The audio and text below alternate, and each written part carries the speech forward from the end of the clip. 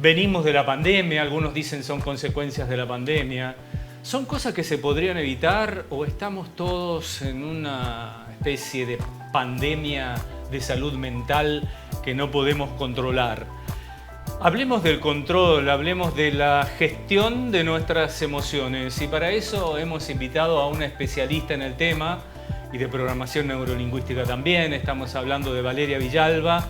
Muchas gracias por acompañarnos, Vale. ¿Cómo estás? Buenas noches. Muy buenas noches, Gustavo. Qué gusto estar acá. Muchas gracias. Muchas gracias. ¿Tiene que ver todo esto? ¿Podríamos evitarlo? Sí, podríamos manejarlo, podríamos gestionarlo, como esa palabra que hoy está muy de moda. Está de moda el tema de la gestión de emociones. Gestión de emociones. Pareciera una palabra que no fuera inherente a las emociones, sino a otra cosa. Sí. Porque se habla que parece que esa palabra gestión te da la idea de algo, no sé, economía, pero sí. Una gestión de gobierno, una gestión de gobiernos, pero claro, es controlar, es manejar, es poder manejar, es controlar, es gobernar. Podríamos tener un montón de sinónimos, pero sí se puede hacer, sí podemos controlar nuestras emociones. Siempre a mí me gusta explicar más o menos desde el fundamento, porque a veces si nosotros no sabemos de dónde nos vienen estas emociones, es como que también estamos ahí, ¿qué son? ¿Por qué? ¿Para qué? ¿Cómo que se pueden controlar? Claro. Entonces, a veces es bueno que nosotros conozcamos que desde las neurociencias, que nosotros sabemos que tenemos una conformación del cerebro triuno, que es el cerebro, que no son tres cerebros, en realidad son saltos evolutivos en el tiempo. Tenemos el cerebro reptiliano, que es el más viejo en la evolución, que es el cerebro de los primitivos, luego está el cerebro límbico y el último en la evolución sería el neocórtex. El cerebro límbico es el donde se rigen las emociones. Y este cerebro, que es el que compartimos con todos los mamíferos, o sea que si nosotros tenemos una mascota, incluso también, ¿sabe? Esa mascotita triste, tiene emociones. Contenta, tiene emociones como los mamíferos. Los mamíferos compartimos el cerebro límbico. ¿Qué pasa en este cerebro límbico? Además de que este cerebro tiene una conformación dentro, ¿no? Que tiene varios elementos, como por ejemplo el hipocampo, tiene el hipotálamo y tiene la amígdala cerebral, que generalmente se le dice amígdala cerebral, pero son dos, en realidad son dos. Siempre en neurociencia se las nombra en singular, pero en realidad son dos. La amígdala cerebral, que es como a mí me gusta decir que es la protagonista en este caso, es la que rige nuestras emociones. Y de ahí es donde nosotros también podemos manejar, podemos colaborar con esta amígdala cerebral en manejar las emociones. ¿Por qué? Porque uno dice, ¿cómo que la amígdala cerebral, que incluso tiene el mismo nombre que la amígdala de la garganta? Claro. Pero no, esta es una amígdala cerebral. La amígdala cerebral es muy chiquitita, tiene 2 centímetros, su nombre viene de la forma de almendra. Y cuando nosotros tenemos una emoción muy intensa, esta amígdala se agranda. Entonces, ¿cómo podemos hacer? Tenemos formas, hay técnicas hoy que se pueden dar a conocer y que incluso se pueden aprender para que nosotros podamos regular. Me parece muy difícil. No, fíjese que es tan simple, que a veces y fácil de aprender. Por eso es bueno conocer cuál es el origen de las emociones. Primero tenemos que saber que las emociones están en el cuerpo y son involuntarias, son disparadores involuntarios de nuestro cuerpo. Sí. Pero ¿qué pasa cuando nosotros tenemos una emoción de ira? ¿No? Porque cuando nosotros es tan simple como que una emoción intensa no nos deja pensar. De ahí eso es lo primero que tenemos que saber.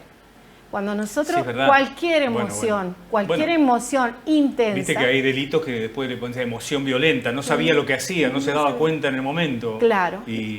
Cualquier emoción intensa, sea ira, sea cualquier otra emoción, no nos permite razonar.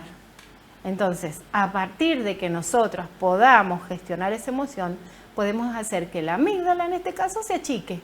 ¿Y cómo Tan simple ¿Cómo? como Esa es la palabra, la pregunta, la gran pregunta. ¿Cómo? Una de las cosas, hay muchas técnicas, pero una de las cosas más simples que puede hacer una persona es respirar. Aprender a respirar, porque el problema que tenemos es que somos grandes respiradores bucales. Sí. Entonces, una manera fácil, sencilla, es respirar. Aprender cómo es lo que en otra jerga se dice contar hasta 10. Contar hasta 10, sí, o sea, respirando contar hasta 10 lentamente. el tiempo como para respirar. Exactamente. Entonces, si nosotros sabemos, eso también tiene un fundamento. De todos los sentidos, la nariz, el olfato, está directamente conectado con el cerebro. Los otros sentidos también, pero pasan por un filtro, pasan por el tálamo. En cambio, el olfato está directamente conectado con el cerebro, a la amígdala. Entonces, cuando nosotros respiramos, lo hacemos correctamente, contamos hasta 10. Con esto simple, que todos nos dicen nuestros padres, contá hasta 10, antes de responder, antes de que tomes una decisión, contá hasta 10. Porque también a esto que mencionaba yo de los casos de violencia, de las discusiones que hay en ámbito público, está la gran cantidad de suicidios, ¿no? Lamentables en San Juan y en gran parte del país. También es una sensación, me imagino, de angustia, una emoción incontrolable de creer que no hay salida. Claro, nosotros compartimos emociones universales, el miedo, el asco, bueno, hay emociones universales que compartimos todos los seres humanos, incluso una persona invidente también tiene estas emociones. Pero también están estas otras emociones que son las construidas, ¿no? Como la vergüenza, la culpa. Sí, todas estas emociones son construcciones mentales y eso tiene que ver con el entorno donde nosotros tomamos la experiencia. Ahí es lo que me estás diciendo. ¿Qué pasa con un chico que toma esta mala decisión de quitarse la vida? Hay que ver cuál es su entorno, cómo ha sido su experiencia, su vivencia, por qué llega a esto, ¿no? De tomar esta mala decisión. Eso yo creo que es más campo para un médico psiquiatra, un psicólogo. Sí, claro. Sí, me parece, pero que ahora, se puede cambiar. Ahora, si nosotros intentamos ir controlando nuestras emociones, supongamos ira, ¿no? De lo que estamos hablando, y no estoy reprimiendo y en algún momento explota, como se dice, por una tontera, es la gotita que colmó el vaso, y porque fuimos reprimiendo la ira y después explota. Ese es el problema, conocer las emociones en nosotros, cómo me siento ante una... Eso es como una tarea de observarse. Eso es una tarea de autoobservación. Exacto, claro. Si yo conozco mis emociones, cómo me siento ante una determinada situación... ¿Qué es lo que me hace reaccionar así? Voy a saber mejor gestionar, voy a saber qué tengo que hacer. En este momento me siento triste, en este momento me siento más alegre. Darse cuenta de eso, claro, ¿no? Darse cuenta. Generalmente las emociones duran muy poquito. Duran entre 80 y 120 segundos. Nada. Y después, sin embargo, nos quedamos amargados todo el día. No, claro, pero ¿eso por qué pasa? Porque, claro, cuando uno dice, ¿cómo si dura tan poquito tiempo? ¿Cómo puede ser que yo... Que me amargó el fin de semana. Me amargó el fin de semana, que me quedé enojado una semana. Porque ahí intervienen los pensamientos. Claro. Entonces, volvemos otra vez... Retroalimentamos eso. Volvemos otra vez a este cerebro triuno, ¿no? Que nos hace que nosotros, lo último en la evolución, que es el neocórtex, es el que nos provee de futuro a los seres humanos. Que no lo tienen el resto de los seres, ¿no? Pero nosotros tenemos esta posibilidad a través del neocórtex de tener un futuro. Entonces, si yo hago una línea de tiempo y me voy al pasado, al presente en el medio, donde estaría el cerebro límbico, y al futuro en el neocórtex, todo el tiempo voy de un lado a otro y nunca me quedo más tiempo en el presente. Eso me impide pensar. Me impide razonar. Siempre tenemos esto Siempre estás pensando que vas a hacer mañana, que no te alcanza la plata para el fin de mes. O por lo que pasó, por la discusión que tuve con mi pareja, exacto, me amargué todo el fin de semana. Y esto que se llama... Y eso ya pasó, ya pasó. Claro. Y el futuro no sabemos. Claro, no existe. En realidad el futuro no existe y el pasado tampoco, porque ya pasó. Lo único que existe es el presente. A esto se le llama, run run, que se le dice, lenguaje interno que tenemos, esta red neuronal por defecto, es la que nos impide tomar decisiones certeras, asertivas, y en vez de que nosotros nos pasamos por estas emociones sin detenernos a pensar. Entonces nos invade aquí, tenemos un secuestro de nuestras emociones, de la amígdala que nos secuestra y nos hace disparar esto y que perdure en el tiempo. O sea que, claro, de alguna manera nos autoboicoteamos. Nos autoboicoteamos, y no, bueno, porque tampoco hemos sido preparados. Recién ahora está saliendo este tema que está de moda. ¿Qué opinás de incluir en las escuelas el tema de la educación emocional? Me encanta.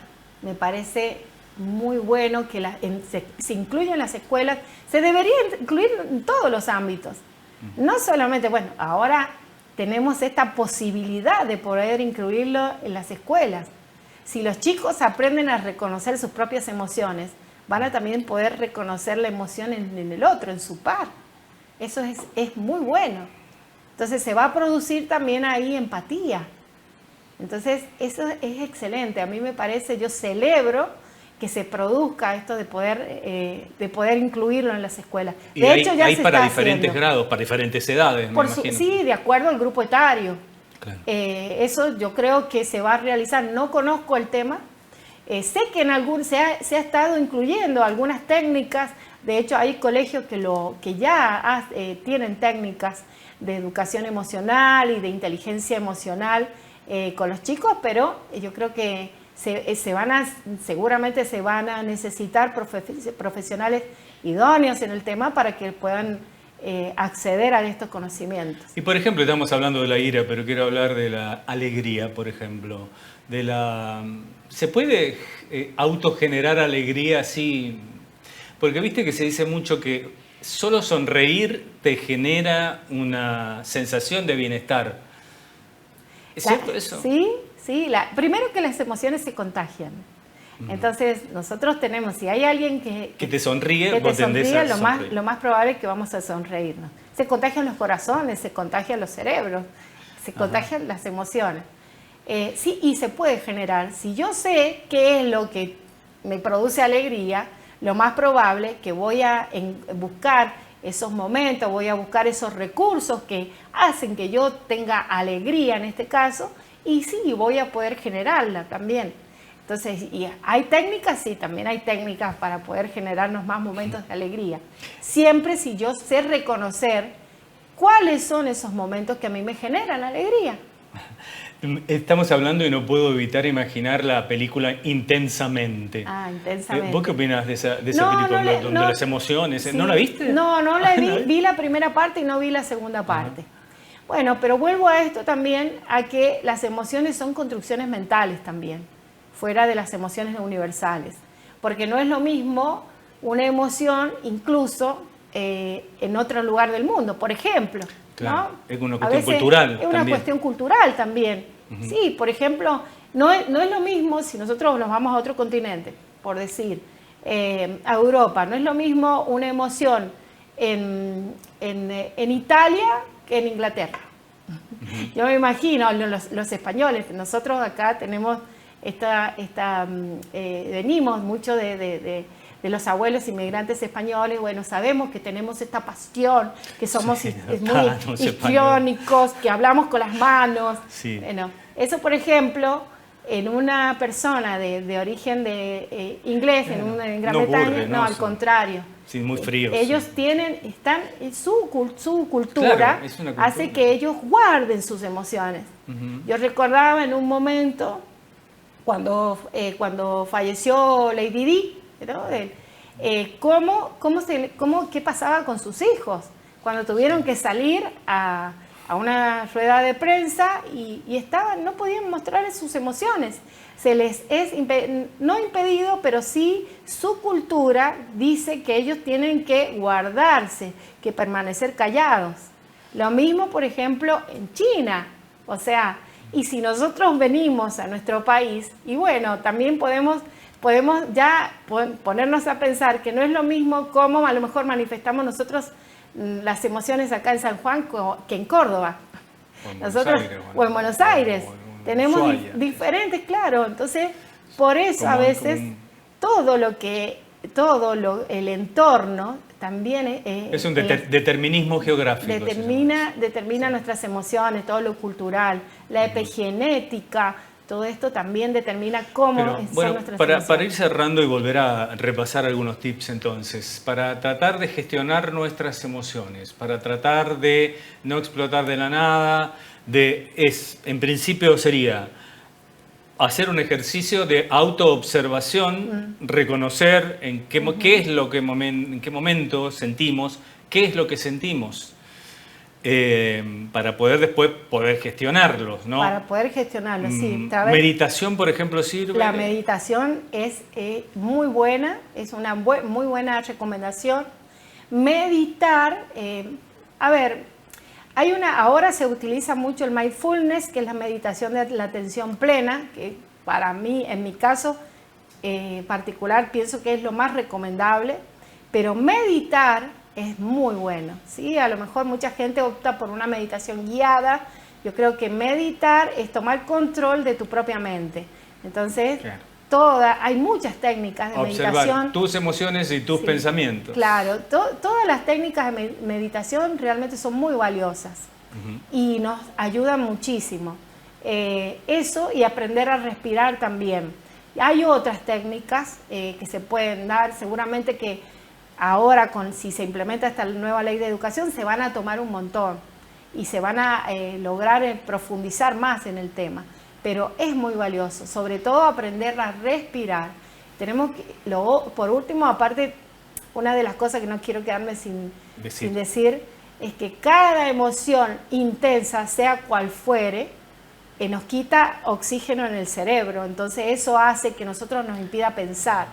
Entonces, eso también tenemos que tener en cuenta. Claro. Eso tenemos que hacer a veces un parate, ¿no?